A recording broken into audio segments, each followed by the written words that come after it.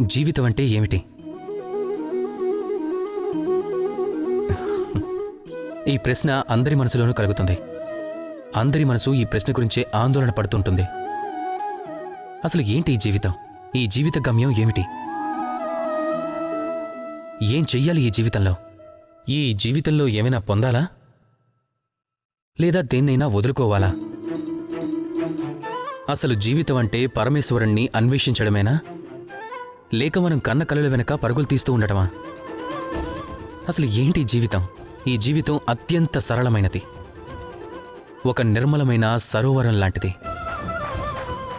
ఒక దర్పణం లాంటిది. ఈ జీవితం సరిగ్గా ఒక దర్పణం లాంటిది. దర్పణం ఏం చేస్తుంది?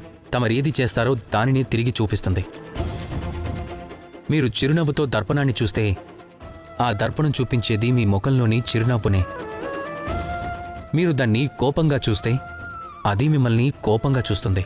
మీరు సరదాగా అద్దంలోకి చూస్తే అది సరదాల్ని చూపిస్తూ ఉంటుంది. ఇదే కదా జీవితం. జీవితం ఒక దర్పణం లాంటిది.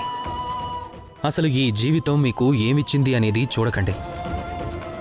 మీరు చూడాల్సింది ఒక్కటే, తమరు ఈ జీవితానికి ఏమిచ్చారు అనేది. తమరు ఈ జీవితానికి సుఖాన్ని, ఆనందాల్ని ఇస్తే, ప్రేమనిస్తే, ఈ జీవితం కూడా మీకు సుఖాన్ని, ఆనందాన్ని, ప్రేమని ఇస్తుంది. కనుక మీరు మీ జీవితంలో సుఖాల్ని, ఆనందాల్ని, ప్రేమల్ని పంచుతూ సంతోషంగా ఉండండి. రాధాకృష్ణ.